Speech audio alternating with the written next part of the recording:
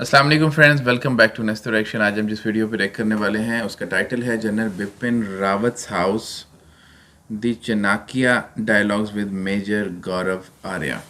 ये तुझे कुछ थोड़ा बहुत पता है कि बिपिन रावत जो थे इनके आर्मी चीफ थे ना इंडिया के, जिनकी हेलीकॉप्टर क्रैश में डेथ हो गई थी। कुछ नहीं, मुझे आइडिया नहीं है। हम्म।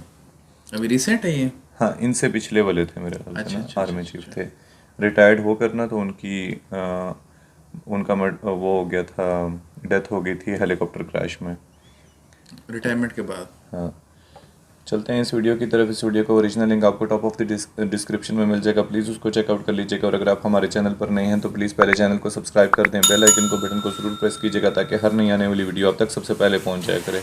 चल के स्टार्ट करते हैं बिना किसी देरी के इस वीडियो को। Let's start.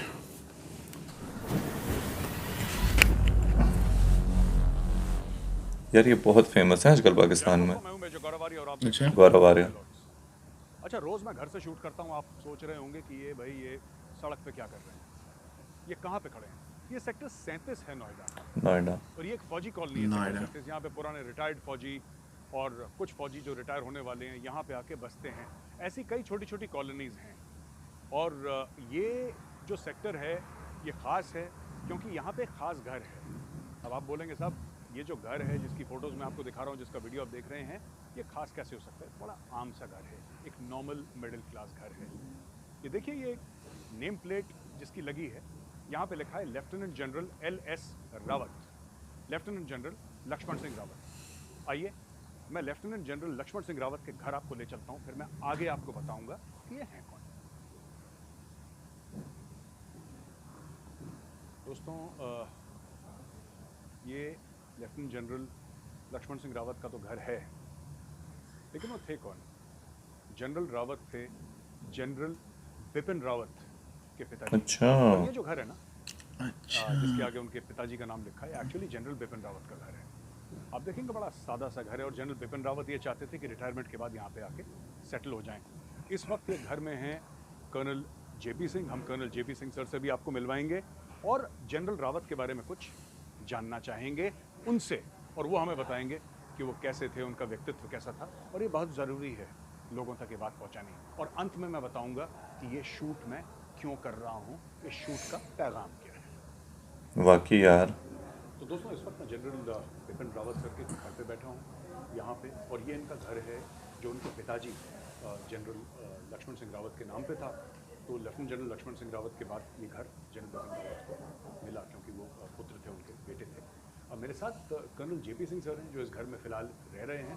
सर, बहुत बहुत स्वागत है चाणक्य डायलॉग्स में आपका सर, और बहुत बहुत धन्यवाद सर, आपने हमें मौका दिया घर में शूट करने का। सर, आप जनरल रावत को कब से जानते हैं?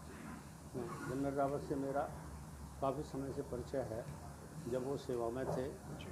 और उसके बाद 2008 में जब मैं रिटायर हुआ हूँ, तब उनसे जो है मेरा परिचय काफ़ी, जो उनसे इंटरेक्शन है काफ़ी बढ़ गया था। क्योंकि रिटायरमेंट के बाद मैं भी इधर ही रह रहा था, सेक्टर 37 में। जी।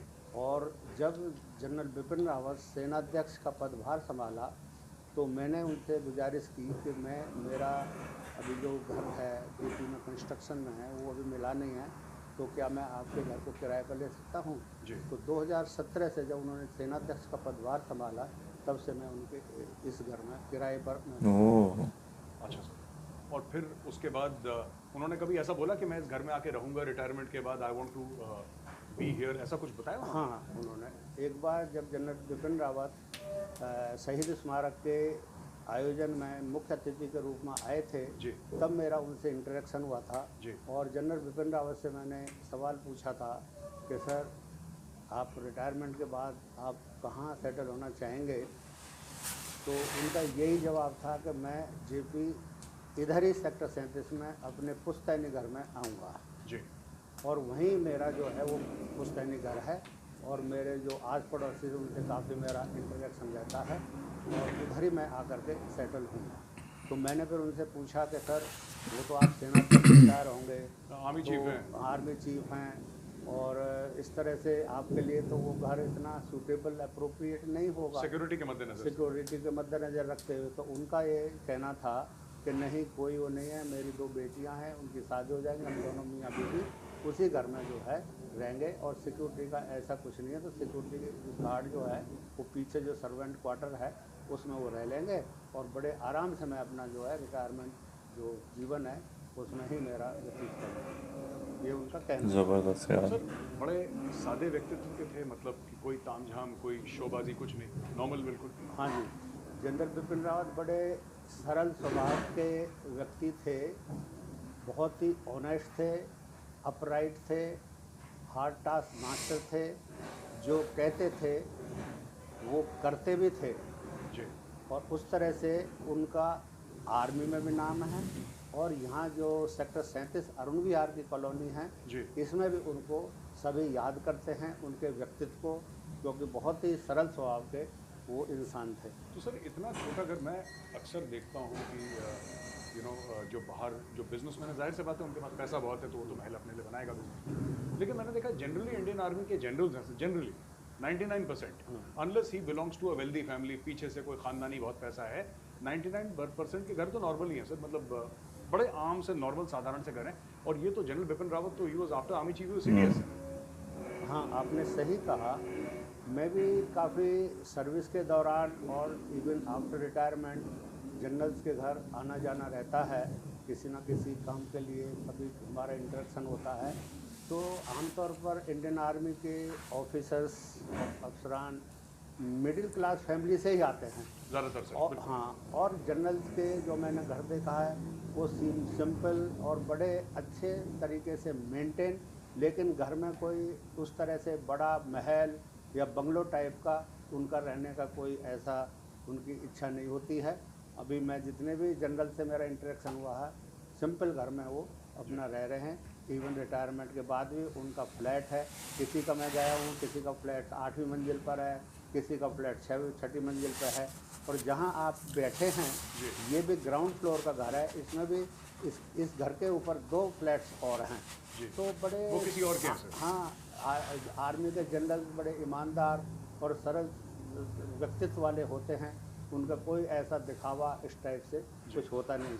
अच्छा सर, आसपास आप बता रहे थे एक पार्क भी है जहाँ पे जनरल रावत जब आते थे तो कहते थे मैं घूमने जाऊंगा पार्क में। हाँ बिल्कुल। वो कौन सा पार्क है सर, ये पीछे ही है? हाँ, इस घर के पीछे जो पीछे का दरवाजा वो पार्क में खुलता है जी और वो बहुत ही अच्छा मेंटेन है। जब जनरल बिपिन रावत के फादर जनरल लक्ष्मण सिंह रावत जीवित थे जी। तब उन्होंने इस पार्क को, उन्होंने भी उसका योगदान था इसको डेवलप करा अच्छा और वो भी घूमते थे। बड़ा और खूबसूरत उसके पार्क है बाद यार। में उनकी डिमाइस के बाद में जनरल बिपिन रावत जब भी छुट्टी आते थे इसी में ही पार्क में वो अपना घूमते थे और शाम को और सुबह को इसमें टहलते थे। अच्छा सर, जनरल रावत की 2 बेटियां हैं सर, एक की शादी हो गई, दूसरी दिल्ली में है। जो मुझे बताया गया, मुझे ये बताया गया कि जैसे किसी भी आर्मी में कोई भी अफसर है, कोई भी रैंक है, अगर ड्यूरिंग ड्यूटी अगर उनकी मृत्यु हो जाती है, इस दुनिया से चले जाते हैं ड्यूटी में, तो 3 साल तक एक सरकारी अकोमोडेशन मिलता है सरकारी तौर पे जहाँ पे आप रह सकते हैं। तो जनरल बिपिन रावत की एक बेटी तो जिनकी शादी हो गई वो तो अपने घर पे हैं, और जो दूसरी बेटी है वो उस वाले अकोमोडेशन में रह रही हैं। हाँ जी, तो आपने ठीक कहा। जब somebody dies in harness, जब किसी की सेवा में मृत्यु हो जाती है, मतलब वो ड्यूरिंग तो भारत सरकार जो है उसके सर्विस थे? को, उसकी फैमिली को एक सरकारी घर 3 साल के लिए देती है। जी इसी के मद्देनज़र रखते हुए जो उनकी छोटी बेटी तारणी है उसको दौला कुआं में सरकारी घर उनका भारत सरकार ने अलॉट किया हुआ। वो जिसमें next वो of kin रहती है? हैं। नेक्स्ट ऑफ किन है।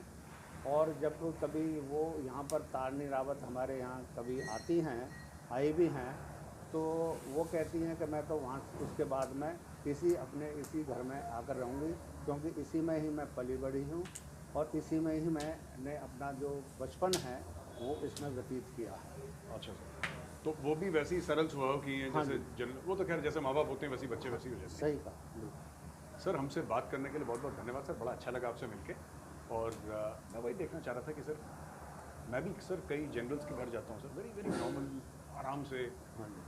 और कोई ऐसा नहीं, क्योंकि वो अब आप जानते हैं सर फौज में हाँ, क्या हाल बिल्कुल, है, बिल्कुल। पैसे वैसे तो हैं पैसे सर फौजियों के होते पास। नहीं है, हाँ, हमारे जो फौजियों के पास सैलरी आती है जी। उसी में ही, उसी की वजह से ही जो है घर को दिया जाता है। और वो भी 15-20 तारीख तक खत्म हो जाती है हाँ, सर। वो 15 वो 20 इंस्टॉलमेंट तारीख पर। तक खत्म हो जाती है, फिर हाँ जी, हाँ इंस्टॉलमेंट जी। चली जाती है फिर। बिल्कुल बिल्कुल और सही बात। सर क्या कप्तान, क्या चीफ ऑफ आर्मी स्टाफ, सबका एक ही हाल बिल्कुल। है। अब यहाँ पर आप देखेंगे जी। कि इस अरुण विहार में 5000 यूनिट्स हैं, घर हैं। जी इसमें mostly lieutenant generals, generals, major generals, brigadier सभी मिक्स माहौल अच्छा। में यहाँ पर रह रहे जी। हैं। और बहुत ही अच्छे सरल स्वभाव से हमारा उनसे जो सीनियर अधिकारी हैं जी। रिटायर्ड, उनसे बहुत ही सरल स्वभाव के वाले लोग हैं। और बहुत अच्छा इंटरेक्शन उनके साथ हमारा रहता है। बहुत ही अच्छा हम जो है यहाँ पर तरीके से जो है अपना जीवन व्यतीत कर रहे हैं। रिटायरमेंट लाइफ जो है जी रहे हैं, सभी के बीच में, सीनियर ऑफिसर्स के बीच में है। जी। और हम यहाँ पर इवन इस अरुण विहार में जी। नायक से लेकर के सूबेदार मेजर तक के भी घर हैं अच्छा, इसी अरुण विहार में। और सब एक साथ सब रहते हैं। एक साथ जो है बड़े अच्छे तरीके से बड़ी बात है रहते यार। हैं। बहुत ही अच्छी जो है ये अरुण विहार की कॉलोनी है फौजियों की। और इसी अरुण विहार की फौजियों में बता देना चाहता हूँ कि इसी अरुण विहार की कॉलोनी की वजह से आज नोएडा इस मुकाम पर पहुँचा हुआ है। जी। क्योंकि सबसे पहले way back in 1980 early 1980s में जब फौजी रिटायर हो रहे थे तो यहाँ इन घरों को आकर के ऑक्यूपाई कर रहे थे। जब ऑक्यूपाई होने लगा तो नोएडा पूरा जंगल था। देख देख करके फौजियों को और भी आकर के यहाँ पर जो अगल बगल के सेक्टर्स में बसने अब तो लगे। स्मार्ट सिटी बन गया है। मुकाम पर किस हाइट पर नोएडा पहुँचा हुआ है, ये सब फौजियों के देन है। सर मैं आपको एक बात अंत में एक और बात बता दूं सर, आपको तो पता ही है, मुझसे बेहतर पता है, मेरे सीनियर हैं, कि ये हर जगह होता है सर। हाँ जी, ये पहले जैसे धौला कुआं है सर, हाँ जी, पहले तो एयरपोर्ट अलग था। हाँ जी, धौला कुआं वो उधर एयरपोर्ट नहीं था जहाँ पे आज T1 T2 T3 है। बिल्कुल। एयरपोर्ट वेल्सवे सर, तो यहाँ पे फौजियों को डाल दिया। यहाँ पे तो उस धौला कुआं में जहाँ पे कैंट था वहाँ पे कीकड़ के पेड़ थे और रात को सियार बोलते थे सर। वो बिल्कुल ऐसा एरिया था कि कोई जाना पसंद नहीं करता था। फौजियों ने अपनी मेहनत से एरिया बनाया और ये लगभग हर एक कैंटोनमेंट की कहानी है। हाँ जी, फिर क्या हुआ कि फौजी वहाँ पे सेटल हो गए, वहाँ पे स्कूल आ गए, वहाँ पे फौजियों ने अपना इंफ्रास्ट्रक्चर बना दिया। इंफ्रास्ट्रक्चर बनाने के 10, 15, 20 साल के बाद वहाँ पे और लोग भी सेटल हो गए। So this is true for almost every place and I think Arun Vihar ने नोएडा के लिए जो काम करा है सर वो तो दुनिया याद रखेगी। बिल्कुल सर। तो सर हमसे बात करने के लिए बहुत बहुत धन्यवाद सर आपका। It's such a pleasure and a privilege speaking to you, great honour sir. Thank you very much. Thank you and you are welcome. तो दोस्तों अब हम आपको ले चलते हैं घर के बाहर और अपने दिल की दो बातें मैं आपके साथ शेयर करता हूँ। आइए सर। तो दोस्तों ये था जनरल बिपिन रावत का घर। और मैं आपसे ये भी कहना चाहता हूँ कि देखिए, लोग कहते हैं ना कि इंडियन आर्मी, कई मैं पाकिस्तानियों से बात करता हूँ तो बोलते हैं साहब 71 की लड़ाई थी तो आपके पास असला ज़्यादा था, आपके पास मैन पावर ज़्यादा था। मैं उनसे कहना चाहता हूँ कि ये तो ठीक है कि असला ज़्यादा था, मैन पावर ज़्यादा था, ये सब सच है, इसमें कोई झूठ नहीं है। लेकिन ये भी सच है कि इखलाक ज़्यादा था, ईमानदारी ज़्यादा थी। आखिरी में सिर्फ मैं एक बात कहना चाहूँगा कि आप ये घर देखिएगा, यहाँ पे नेम प्लेट देखिए, ये इंडियन आर्मी के 4 स्टार जनरल का घर है जो चीफ ऑफ आर्मी स्टाफ रह चुके हैं और CDS रह चुके हैं इंडियन आर्मी के। मैं पाकिस्तानी यूट्यूबर्स, आप लोग इतने अच्छे अच्छे प्यारे प्यारे वीडियोस बनाते हैं, मैं देखता हूँ, मैं बहुत एडमायर करता हूँ आपको।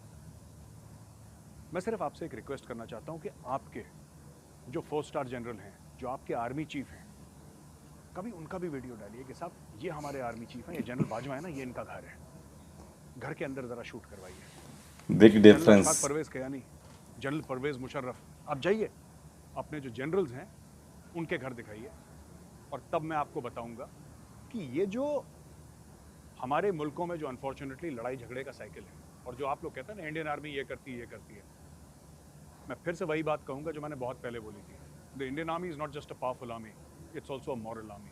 We are not strong because we have weapons, we are strong because we are right. तो दोस्तों जब भी शुरुआत के प्रोग्राम के और एंड में मैं हर समय ये कहता हूँ कि ये वीडियो देखने के लिए बहुत बहुत धन्यवाद और लाइक करिए, सब्सक्राइब करिए। मैं आपको आज ये सब नहीं बोलूँगा, मैं लाइक और सब्सक्राइब की रिक्वेस्ट आपको नहीं करूँगा। मैं सिर्फ ये बोलूँगा कि जिस तरीके से जनरल बिपिन रावत ने अपना जीवन बिताया, या आर्मी के जनरल्स और भी हैं जिन्होंने अपना जीवन ऐसे बिताया है सादगी से, आई थिंक वो हमारे लिए, सबके लिए बहुत बड़ा सबक है। और ख़ास तौर से जो हमारे वेस्टर्न नेबर्स हैं पाकिस्तान में, उनकी फ़ौज के लिए एक सबक है। The Indian army serves the people of India. जो भारतीय सेना है वो भारत के लोगों की सेवा करती है। भारत के लोग भारतीय सेना की सेवा नहीं करते, और ये सबसे बड़ा फ़र्क है इंडियन आर्मी और पाकिस्तानी आर्मी में। जय हिंद, वंदे मातरम, भारत माता की जय।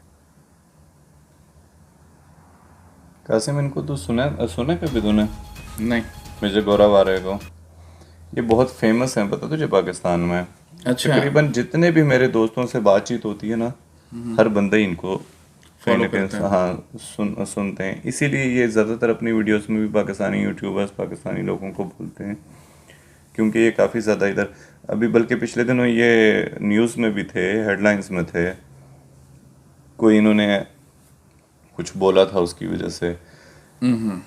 लेकिन मैं वैसे इस वीडियो के उसमें ये बात ज़रूर कहना चाहूँगा कि बहुत बड़ा डिफरेंस है जो इन्होंने आखिर में ख़ुद भी बोल दिया कि हमारे यहाँ जितने भी रिटायर्ड होते हैं जनरल, जो कि आर्मी चीफ जिनको मैं जानता हूँ, मैं अभी तक किसी एक को भी ऐसे नहीं जानता कि जो कि पाकिस्तान में ही फिर रिटायरमेंट के बाद रह रहे हों। इन्होंने जितने भी जिक्र किए उनके वाकई बहुत ज़्यादा लग्जरी किस्म की लाइफस्टाइल या हाउसेस होते हैं। इतना सादा मैंने अभी तक नहीं देखा इतने बड़े रैंक के किसी ऑफिसर्स का। बल्कि ये तो चलो बहुत बड़े हैं, मैंने जो छोटे रैंक के भी इधर, बल्कि तू तो करीब ही है ना, तुम्हारा तो ज़्यादा होता है डीएचए में आना जाना हाँ वगैरह। बिल्कुल ऐसे ही। मतलब लोगों का हमारे जो यहाँ पे लाइफस्टाइल है वो बहुत ज़्यादा लग्जरी है। आर्मी के लोगों के लिए ना, मतलब ज़्यादातर लोग रिटायरमेंट के बाद इनके जिन्होंने बताया कि कोई सेक्टर है वहाँ पे जाके वो पसंद करते हैं रहना रिटायरमेंट के बाद। तो हमारे यहाँ पे है डीएचए के नाम से, डिफेंस हाउसिंग अथॉरिटी। तो वो एक सोसाइटी है जहाँ पे मतलब ये रिटायरमेंट के बाद ज़्यादातर लोग पसंद करते हैं रहना। तो अच्छी ज़बरदस्त सोसाइटी है इनका, अच्छा वहाँ पे रहन सहन, मतलब सबसे मेरे ख्याल में एक्सपेंसिव सोसाइटी है डीएचए पाकिस्तान में। बैरिया है सेकंड नंबर पे, और डीएचए मतलब बहुत अच्छा स्टैंडर्ड है उसका, और बड़ी अच्छी एक्सपेंसिव सोसाइटी है। तो एक आर्मी चीफ रह के भी अगर उन्होंने कोई अपने एसेट्स नहीं बनाए, उनका कोई इतना कोई लाइफस्टाइल लग्जरी नहीं है, उसके बाद उनकी कोई ऐसी सोच नहीं है, तो इसका मतलब जो सिंपल वे में यही बनता है कि यार वो बहुत ही ऑनेस्ट किस्म के थे, कि जिन्होंने अपनी लाइफ जो है वो सिर्फ सर्व की है मुल्क के लिए। उन्होंने अपने लिए कुछ नहीं बनाया, अपने वो क्या कहते हैं कि इधर तो मैंने जो छोटे लेवल के वो होते हैं ना, जो FIA में या फिर जो ऐसी जगह पे होते हैं जो कर सकते हैं करप्शन बड़े उस पे, तो उनके हाउसेस वगैरह तो देख के बंदा दंग रह जाता है। खैर जिसका जितना, ये मैं इधर नहीं कह रहा जिसका जितना बस चलता है उतना खाता है, मैं अपना या किसी का भी ये नहीं कहता हूँ। वो कोई एक इदारे से मुंसलिक नहीं है चीज़ें ये। हाँ, जिसका जितना बस चलता है, या मतलब रेडी वाले का जितना बस चलता है वो उस हिसाब से दाव लगाता है। मुझे एक बात बड़ी अच्छी लगती है इसी तरह की, कि हर बंदा जो है ना वो दूसरे को ब्लेम करता है, वरना इधर तो मैंने स्पेशली यही देखा है कि अब जाहिर सी बात है मैं आपकी कंट्री का तो नहीं कुछ कह सकता, मैं अपनी कंट्री का ये बोलूँगा कि जिसका जितना बस चल रहा है, अगर किसी का तोल में बस चल रहा है तो वो कम तोलेगा, जिसका ये चल रहा है कि वो कोई चीज़ मेडिसिन पास करवा सकता है तो वो लाजमी करवाएगा। तो अच्छे बुरे लोग जो है ना हर डिपार्टमेंट में हर जगह पे हैं, ऐसा ही है। लेकिन मैंने मतलब अभी तक कोई ऐसी मिसाल नहीं देखी थी कि एक आर्मी चीफ जो रिटायर्ड हुए हों। मुझे ये नहीं पता, ये ज़रूर कमेंट बॉक्स में लाजमी बताइएगा कि इनकी ड्यूरिंग सर्विस डेथ हुई थी जो क्रैश, या रिटायरमेंट के बाद। हाँ, या रिटायरमेंट के बाद, क्योंकि इन्होंने बीच में बोला है कि अगर ड्यूरिंग सर्विस हो जाए तो उनको 3 साल तक अकोमोडेशन मिलती है उनकी फैमिली को। तो इन्होंने जिस तरह बोला तो मुझे ऐसा लग रहा है जैसे कि ड्यूरिंग सर्विस उनकी डेथ हुई थी। तो ये कमेंट बॉक्स में लाजमी बताइएगा। काफ़ी ज़्यादा रिक्वेस्ट आई थी आपकी इस वीडियो के लिए, तो इस तरह की कोई और अच्छी वीडियोस हों तो ज़रूर हमारे साथ सजेस्ट किया करें, हमें बहुत अच्छा लगता है इस तरह की वीडियोस को देखना। जनरल ये मेजर गौरव आर्या की वीडियोस वैसे भी मैं पर्सनली उस पर देखता रहता हूँ, लेकिन मैंने कभी रिएक्ट नहीं किया इनकी वीडियोस पर, क्योंकि बस देख लेता हूँ ज़्यादातर इनकी वीडियोस खुद ही। तो फ्रेंड्स, जो भी आपकी सजेशंस हों वो ज़रूर कमेंट बॉक्स में डाल दीजिएगा। वीडियो पसंद आई हो तो प्लीज़ वीडियो को लाइक कर देना, चैनल को सब्सक्राइब कर दें, बेल आइकन के बटन को ज़रूर प्रेस कीजिए ताकि हर नए आने वाले वीडियो आप तक सबसे पहले पहुंचे। मिलते हैं आपसे नेक्स्ट वीडियो में। Take care.